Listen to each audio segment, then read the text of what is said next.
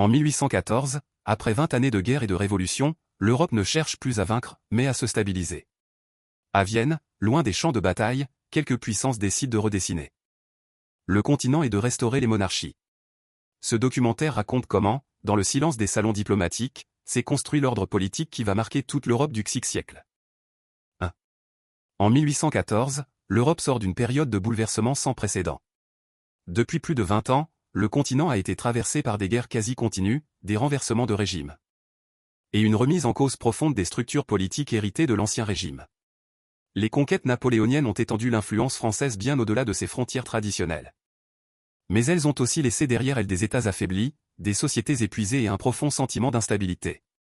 La chute de Napoléon marque la fin d'un cycle, mais elle ne signifie pas un retour immédiat à l'ordre. Les armées ont cessé de combattre, pourtant l'incertitude demeure. Les frontières ont été déplacées, des royaumes ont disparu, d'autres ont été créés artificiellement. Les élites européennes, qu'elles soient monarchiques ou administratives, prennent alors conscience d'un danger commun. Sans un cadre politique stable, le continent risque de replonger dans le chaos. Ou pire encore, de voir se reproduire l'expérience révolutionnaire française. C'est dans ce contexte que s'impose une priorité partagée par les grandes puissances européennes, restaurer un équilibre durable. L'objectif n'est pas seulement de punir la France vaincue, mais de redéfinir les règles du jeu politique à l'échelle du continent. Derrière cette volonté se cache une préoccupation centrale: comment empêcher que les idées de souveraineté populaire, d'égalité juridique et de renversement des monarchies ne continuent à se diffuser. Pour la France, la situation est particulièrement délicate. Le pays est militairement battu, occupé par les armées étrangères, et contraint de restaurer une monarchie après plus de 20 ans de ruptures institutionnelles. Pourtant, la France reste une puissance majeure, dotée d'une tradition diplomatique ancienne et d'un poids politique que ses adversaires ne peuvent ignorer. Son avenir ne se joue plus sur les champs de bataille, mais dans les salons et les salles de négociation. Le Congrès de Vienne, ouvert en 1814, s'inscrit précisément dans cette tentative de refondation. Il ne s'agit pas simplement d'un congrès diplomatique parmi d'autres, mais d'un moment charnière où l'Europe cherche à se redéfinir après l'onde de choc napoléonienne. À travers lui se dessine une question essentielle pour tout le XIe siècle: peut-on restaurer les monarchies et garantir la stabilité sans effacer les transformations profondes nées de la Révolution et de l'Empire? Le Congrès de Vienne ne naît pas d'un simple besoin administratif de redessiner des frontières. Il est le produit d'angoisses profondes et de tensions accumulées au cours des décennies précédentes. Les puissances européennes ne cherchent pas seulement à réparer les dégâts causés par les guerres napoléoniennes, elles tentent avant tout d'éviter que l'histoire récente ne se répète. Depuis 1789, l'ordre monarchique traditionnel a été ébranlé dans ses fondements. La Révolution française a démontré qu'un régime ancien, apparemment solide, pouvait s'effondrer sous la pression sociale et politique. L'Empire napoléonien, en exportant certaines réformes issues de la Révolution, a accentué cette rupture. Code juridique, administration centralisée et égalité civile ont transformé durablement de nombreuses sociétés européennes, parfois malgré la résistance des élites locales. Face à ces transformations, les monarchies européennes se trouvent dans une position paradoxale. D'un côté, elles souhaitent restaurer leur autorité et rétablir la légitimité dynastique. De l'autre, elles savent que le retour pur et simple à l'ancien régime est impossible. Les sociétés ont changé, les attentes politiques se sont élargies, et les idées de nation et de citoyenneté ont commencé à s'enraciner. Cette contradiction nourrit une tension permanente entre restauration et adaptation. La structure du pouvoir en Europe reflète également cette fragilité. Les grandes puissances, l'Autriche, la Russie, la Prusse et le Royaume-Uni disposent des moyens militaires et diplomatiques nécessaires pour imposer leurs décisions. Pourtant, aucune d'entre elles ne peut dominer seule le continent sans provoquer une nouvelle coalition hostile. L'équilibre des forces devient alors une nécessité stratégique autant qu'un principe politique. Gouverner l'Europe par la contrainte exclusive serait ouvrir la voie à de nouveaux conflits. La France, malgré sa défaite, illustre parfaitement ces tensions. Elle incarne à la fois la source des bouleversements révolutionnaires et une puissance indispensable à la stabilité continentale.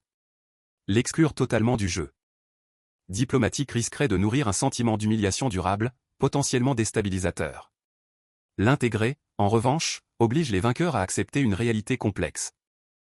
La France n'est plus l'ennemi à abattre, mais un acteur à encadrer. Enfin, derrière les discussions officielles se profile une inquiétude sociale plus large. Les élites européennes redoutent les soulèvements populaires, les revendications libérales et les mouvements nationaux naissants. Le Congrès de Vienne apparaît ainsi comme une tentative de contenir ces forces, non en les supprimant, mais en les neutralisant par un ordre politique stable et contrôlé. Ces causes profondes expliquent pourquoi le Congrès de Vienne ne se limite pas à une simple conférence diplomatique. Il représente une réponse collective à une crise de légitimité et de stabilité qui traverse toute l'Europe au début du XVIe siècle. L'année 1814 marque un basculement décisif dans l'histoire européenne. Après une succession de défaites militaires, l'empire napoléonien s'effondre. L'abdication de Napoléon met fin à une domination qui, pendant plus d'une décennie, avait profondément remodelé l'équilibre du continent. Pour les puissances coalisées, la victoire militaire ouvre une nouvelle phase, plus incertaine encore. Celle de la reconstruction politique. La chute de l'Empire ne résout pas automatiquement les problèmes accumulés. Les armées étrangères occupent une partie du territoire français, tandis qu'à Paris, le retour d'une monarchie restaurée soulève autant d'espoir que de doutes. La restauration de Louis XVIII vise à rétablir une continuité dynastique, mais elle s'inscrit dans un contexte radicalement différent de celui d'avant 1789. La France n'est plus un État absolutiste traditionnel, elle porte les traces institutionnelles et sociales de la Révolution et de l'Empire. C'est précisément cette situation instable qui pousse les vainqueurs à envisager une solution collective. Très rapidement, il devient évident que des décisions prises séparément risqueraient de provoquer de nouvelles rivalités. Chaque puissance possède ses intérêts territoriaux, stratégiques et politiques, souvent contradictoires. Sans cadre commun, le règlement de l'après-guerre pourrait dégénérer en un nouveau cycle de tension. L'idée d'un congrès international s'impose alors comme un compromis nécessaire. Il ne s'agit pas seulement de régler le sort de la France, mais de traiter l'ensemble des questions laissées en suspens par 20 ans de conflit. Frontières, légitimité des souverains, équilibre des forces, tout doit être repensé dans une logique globale. Vienne, capitale de l'Empire d'Autriche, est choisie comme lieu de rencontre, à la fois pour son prestige et pour son positionnement politique au cœur de l'Europe. L'ouverture du Congrès de Vienne à l'automne 1814 constitue une véritable rupture dans la manière de concevoir les relations internationales. Pour la première fois, les grandes puissances cherchent à établir un ordre européen durable par la négociation multilatérale. Cependant, cette rupture est partielle. Les principes invoqués, légitimité dynastique, équilibre des puissances, stabilité traduisent avant tout les préoccupations des élites dirigeantes. Les peuples, eux, restent largement absents de ces discussions. Ainsi, le déclenchement du Congrès de Vienne ne résulte pas d'un événement isolé, mais d'une transition complexe entre la fin de l'Empire et la volonté de bâtir un nouvel ordre. Il marque le passage de la guerre à la diplomatie, sans pour autant effacer les tensions héritées du passé récent. Dès l'ouverture du Congrès de Vienne, les ambitions affichées de coopération européenne se heurtent rapidement à la réalité des rapports de force. Officiellement, l'ensemble des États invités doit participer aux discussions. Dans les faits, les décisions essentielles sont prises par un cercle restreint de grandes puissances, principalement l'Autriche, la Russie, la Prusse et le Royaume-Uni. Le Congrès ne fonctionne pas comme une assemblée délibérative, mais comme une série de négociations parallèles, souvent informelles, où le poids politique et militaire détermine l'influence réelle. L'Autriche, pays hôte, joue un rôle central dans l'organisation et l'orientation des débats. Sous l'impulsion de Clemens von Metternich, la diplomatie autrichienne cherche avant tout à préserver l'équilibre continental et à empêcher toute domination hégémonique. Pour Vienne, la stabilité passe par le maintien des monarchies traditionnelles et par une vigilance constante face aux idées libérales et nationales issues de la Révolution française. Très rapidement, les discussions se concentrent sur des enjeux territoriaux majeurs.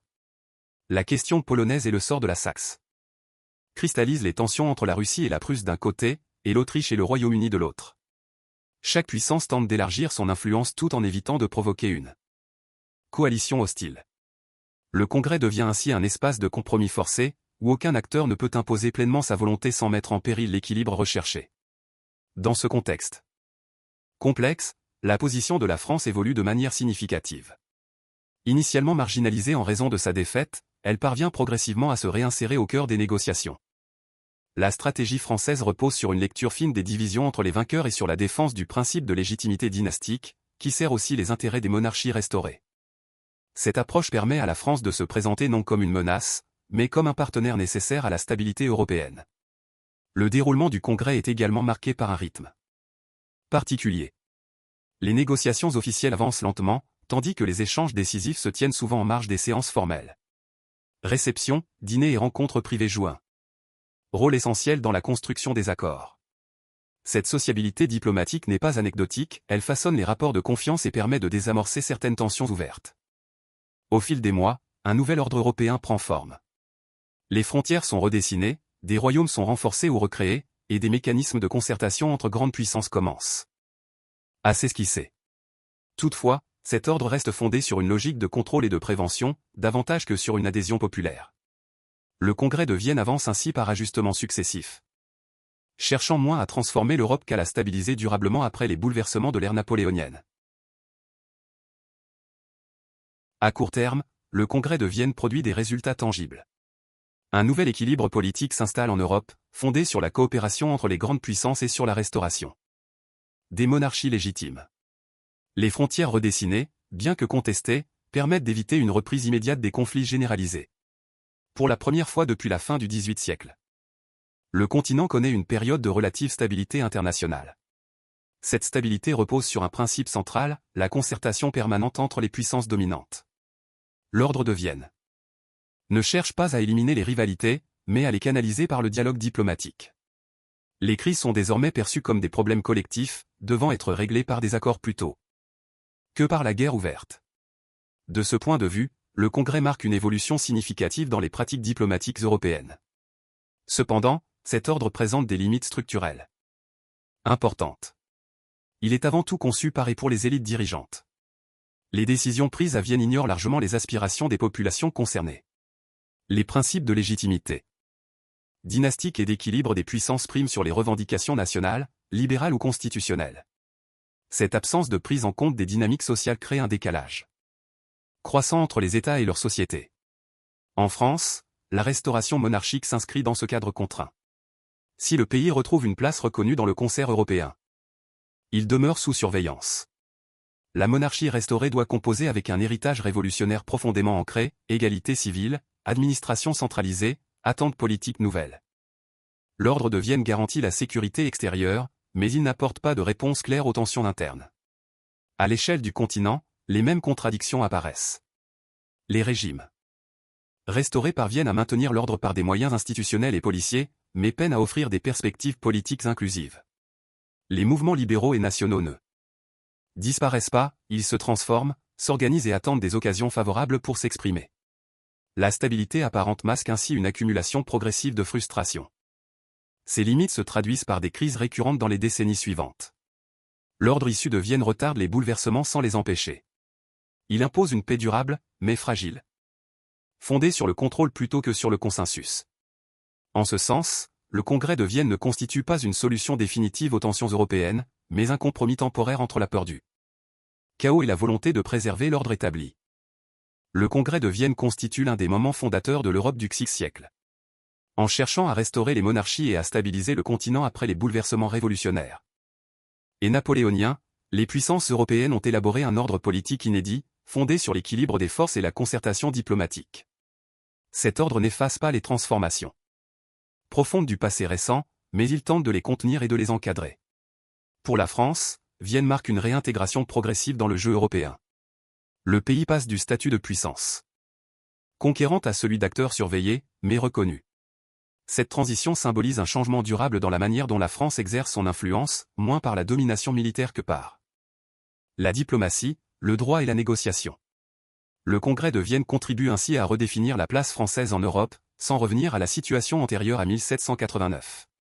À l'échelle continentale, l'héritage de Vienne est ambivalent. D'un côté, le système mis en place permet d'éviter une guerre générale pendant plusieurs décennies. Les grandes puissances privilégient la discussion et les compromis, conscientes du coût humain et politique des conflits passés. De l'autre, cet ordre repose sur une vision conservatrice de la société, qui marginalise les aspirations populaires et nationales. La paix obtenue est réelle, mais elle demeure incomplète. L'histoire du XVIe siècle européen s'inscrit largement dans cette tension. Les révolutions de 1830 et de 1848 ne surgissent pas en rupture totale avec l'ordre de Vienne, elles en révèlent les limites. En refusant d'intégrer pleinement les dynamiques sociales et politiques nouvelles, le système issu du Congrès reporte les transformations plutôt qu'il ne les accompagne. Ainsi, le Congrès de Vienne ne peut être réduit ni à un simple retour en arrière, ni à un échec. Il représente une tentative cohérente, dans son contexte, de maîtriser un continent traumatisé par la guerre et la révolution. Son héritage réside moins dans les frontières qu'il a tracées que dans la logique politique qu'il a instaurée. Celle d'un ordre imposé d'en haut, capable de garantir la stabilité, mais incapable de figer durablement l'histoire.